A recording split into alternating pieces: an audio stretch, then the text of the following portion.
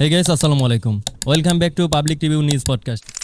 সম্প্রতি প্রথম আলো পত্রিকা একটি প্রতিবেদন প্রকাশ করেছে। প্রতিবেদনটিতে বলা হচ্ছে, রোহিঙ্গাদের জন্য নতুন করে 96 মিলিয়ন মার্কিন ডলারের আর্থিক সহায়তা ঘোষণা করেছে যুক্তরাষ্ট্র। জাতিসংঘের সদর দপ্তরে আয়োজিত এক উচ্চ পর্যায়ের সম্মেলনে এই ঘোষণা দেওয়া হয়। বলা হচ্ছে এটি রোহিঙ্গা শরণার্থীদের জন্য একটি মানবিক সহায়তা।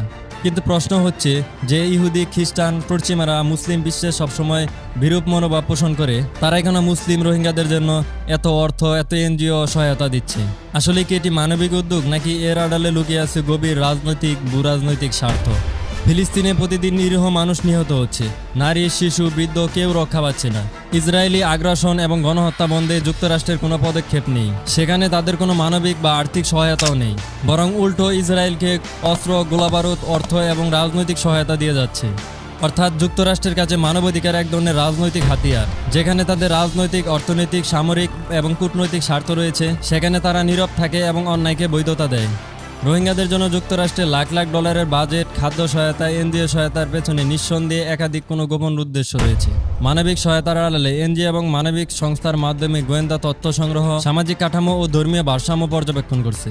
দক্ষিণ পূর্ব এশিয়ায় যুক্তরাষ্ট্রের একটি খ্রিস্টান রাষ্ট্র গঠনের স্বপ্ন বহু পুরনো। তাদের টার্গেট মিয়ানমারের রাখাইন এবং বাংলাদেশের পার্বত্য চট্টগ্রাম অঞ্চল। এই দুইটি অঞ্চল ভৌগোলিকভাবে সংযুক্ত, পাহাড়ি এবং ধর্মীয়ভাবে সংখ্যালঘু অধ্যুষিত। এই এলাকাকে কেন্দ্র করে তারা একটি খ্রিস্টান রাষ্ট্র গঠন করতে চায়। রোহিঙ্গা সংকট শুধু মানবিক নয়, এটি একটি ভূরাজনৈতিক খেলা। রোহিঙ্গারা রাখাইন থেকে বিতাড়িত, বাস্তুচ্যুত এবং নিপীড়িত। অথচ যারা এই নিপীড়নের বিরুদ্ধে কঠোর অবস্থান নিতে পারত, সেই পশ্চিমা শক্তিগুলো কেবল শুধু মানবিক সহায়তা দিচ্ছে, কোনো সমাধান দিচ্ছে না। তারা কি রোহিঙ্গাদের নিজ দেশে ফেরাতে পারতো না? অবশ্যই ফেরাতে পারত। জাতিসংঘ, যুক্তরাষ্ট্র, ইউরোপীয় ইউনিয়ন চাইলে মিয়ানমারের ওপর রাজনৈতিক এবং অর্থনৈতিক চাপ সৃষ্টি করে রোহিঙ্গাদের প্রত্যাবাসন নিশ্চিত করতে পারত। কিন্তু তারা তা করছে না, কারণ তাদের আসল উদ্দেশ্য মানবিক নয়, তাদের উদ্দেশ্য রাজনৈতিক এবং ভূরাজনৈতিক। যুক্তরাষ্ট্র নিজেদেরকে মানবাধিকার চ্যাম্পিয়ন বলে দাবি করে। তারা বিশ্বজুড়ে মানবাধিকার লঙ্ঘনের অভিযোগ তুলে বিভিন্ন দেশকে হুমকি দেয়, নিষেধাজ্ঞা দেয় এবং কি সরকার পরিবর্তনেরও চেষ্টা করে। এজন্য তারা তৈরি করেছে অসংখ্য মানবিক সংস্থা, এনজিও এবং মানবাধিকার কমিশন।